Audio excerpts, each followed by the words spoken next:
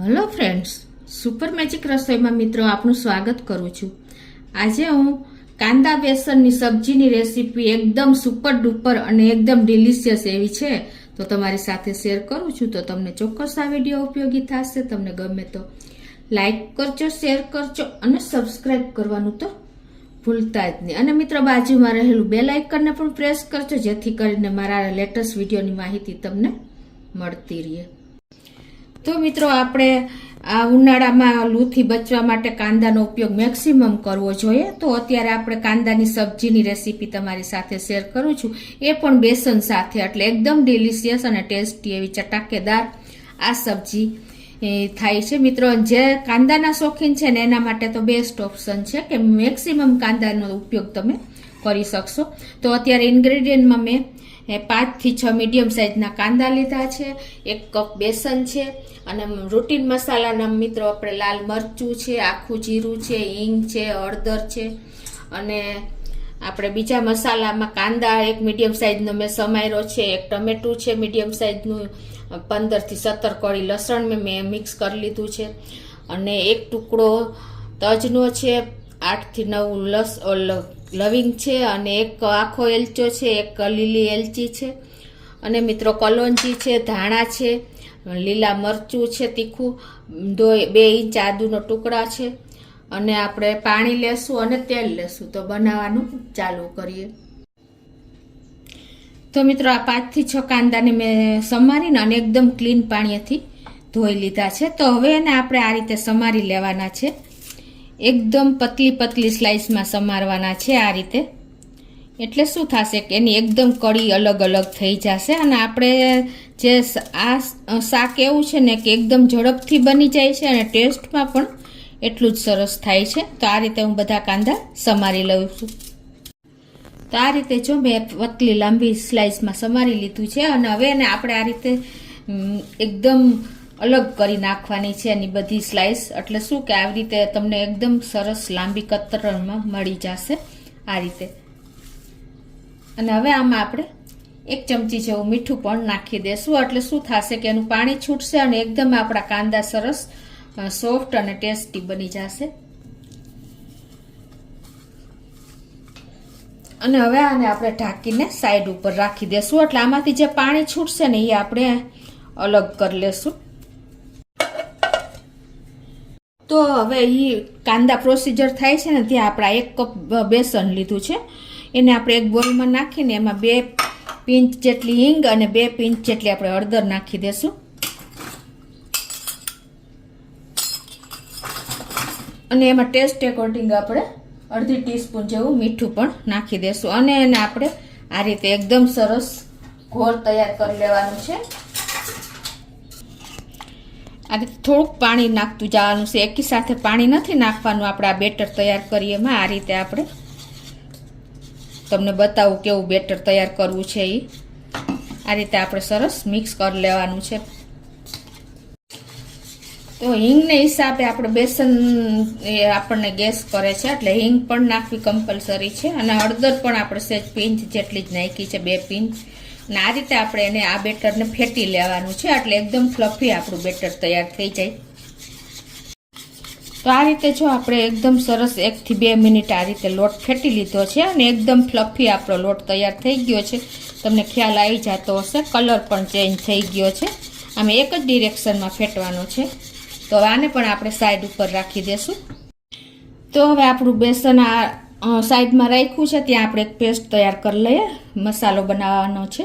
તો એમાં 1 મીડિયમ સાઇઝનું ટમેટું લીધું છે, 1 ચમચી જેવા આપણે ધાણા નાખી દેશું, 1 ઇંચ આદુનો ટુકડો ને 2 થી 3 લીલી તીખી મરચી લીધી છે અને અડધી ચમચી જેવું આપણે જીરું નાખી દેશું, આખું જીરું, અને 1 આપણે એલચો, 8 થી 9 મરી અને 1 લીલી એલચી અને 2 લવિંગ એ પણ આમાં જ નાખી દેશું અને 15 થી 17 કળી લસણના મેં કટકા કર્યા છે એ નાખી દેશું અને હવે આની આપણે પેસ્ટ બનાવી લેશું થોડું પાણી નાખીને।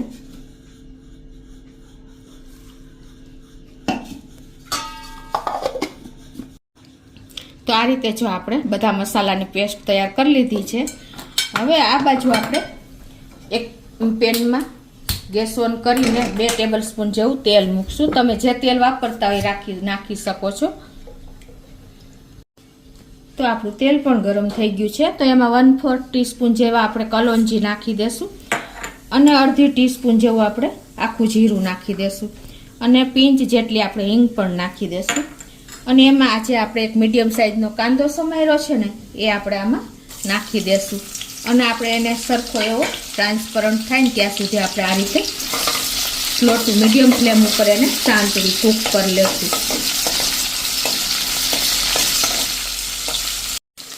તો જો આપણો કાંદો પણ અડધી મિનિટ જેવું થયું છે અને સરસ સંતળાઈ ગયો છે. બ્રાઉન કલર જેવો આપણે કરવાનો છે એટલે એનો ટેસ્ટ પણ બહુ સરસ આવશે. અને મિત્રો આ બધું સબ્જી એવી ડિલિશિયસ અને ટેસ્ટી થાય છે ને તમે અઠવાડિયામાં 2 થી 3 વાર બનાવશો.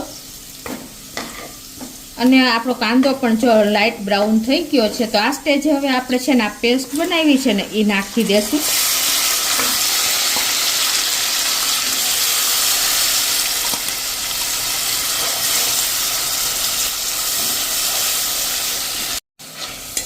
તો આ પેસ્ટ નાખ્યા પછી આપણે એમાં મસાલા કરી લેશું. રૂટીન મસાલામાં આપણે મીઠું નાખશું. અડધી ટીસ્પૂન જેવું કેર કરીને મીઠું નાખવાનું છે કેમ કે આપણે કાંદામાં અને બેસનમાં બંનેમાં મીઠું નાખ્યું છે.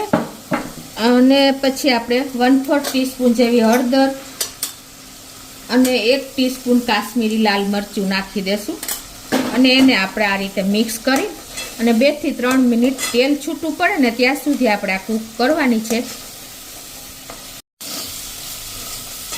તો જુઓ મિત્રો આપણે આ ગ્રેવીમાંથી તેલ પણ છૂટું પડી ગયું છે અને એકદમ સરસ આપણી ગ્રેવી 2 થી 3 મિનિટ થઈ છે અને સરસ એવી કૂક થઈ ગઈ છે. જુઓ તમે હવે આ સ્ટેજે છે ને આપણે એમાં 2 થી 2.5 કપ જેવું પાણી નાખવાનું છે. ગેસની ફ્લેમ સ્લો ટુ મીડિયમ જ રાખવાની છે.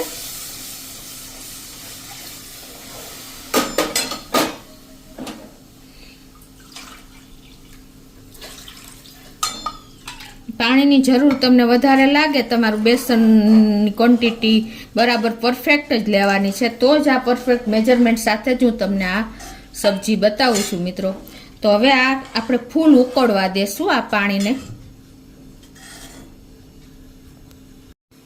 તો આ બાજુ આપણે જો આ કાંદામાં મીઠું નાખ્યું છે ને સ્લાઇસ કરી નાખી છે એને આપણે આ રીતે નીચોવીને અને એનું પાણી આપણે કાઢી લેવાનું છે. એટલે શું થશે, આપણા કાંદા એકદમ સોફ્ટ થઈ જશે અને આપણા સબ્જી એકદમ ડિલિશિયસ અને એકદમ સોફ્ટ મોઢામાં જાતા આપણે લોપ થઈ જાય ને એટલી સરસ આપણી આ સબ્જી તૈયાર થશે.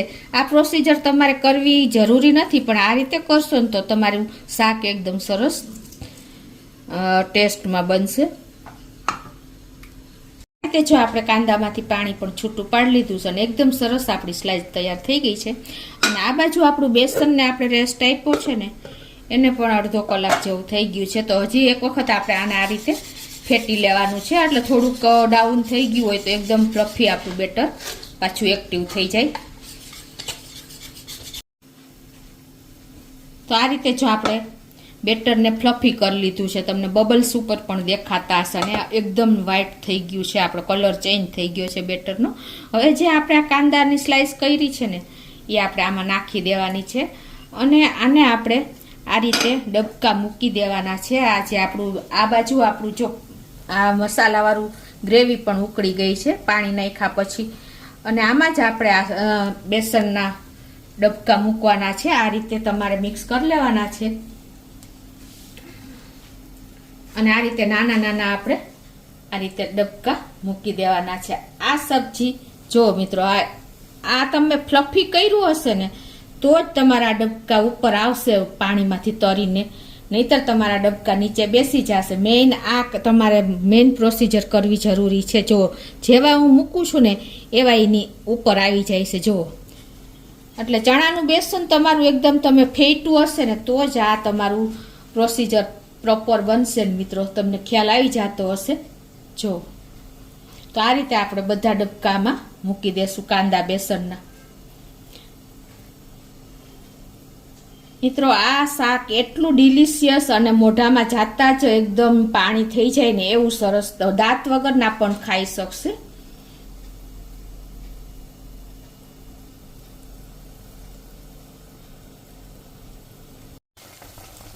તો આ રીતે જો આપણે બધા ડબકા મૂકી દીધા છે. હવે આને આપણે ઢાંકીને મીડિયમ ફ્લેમ ઉપર 8 થી 10 મિનિટ કૂક થવા દેશું. તો 8 થી 9 મિનિટ થઈ છે અને જો આપણી કાંદા બેસનનું શાક એકદમ રેડી થઈ ગયું છે. જુઓ મિત્રો, એનો કલર જુઓ, એનો ટેસ્ટ તો વાત જ ના પૂછો, એટલો સરસ થયો છે. તો હવે ગેસ બંધ કરી દઈશું અને હવે એને આપણે એક બોલમાં સર્વ કરી લઈએ. તો આ રીતે જુઓ મિત્રો, એકદમ સરસ આપણા કાંદા બેસનની સબ્જી તૈયાર થઈ છે. તમે રોટલી વગર પણ ખાઈ શકો ને એટલી ટેસ્ટી અને એકદમ ડિલિશિયસ એવી તૈયાર થઈ છે મિત્રો. તમને ખ્યાલ આવી જતો હશે.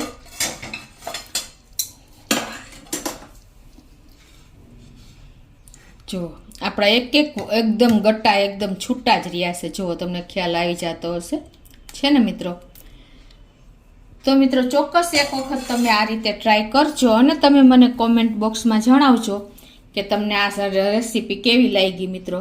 તો તમને ચોક્કસ મારો વિડીયો ગમશે. ગમે તો લાઈક કરજો, શેર કરજો અને સબસ્ક્રાઈબ કરવાનું તો ભૂલતા જ નહીં.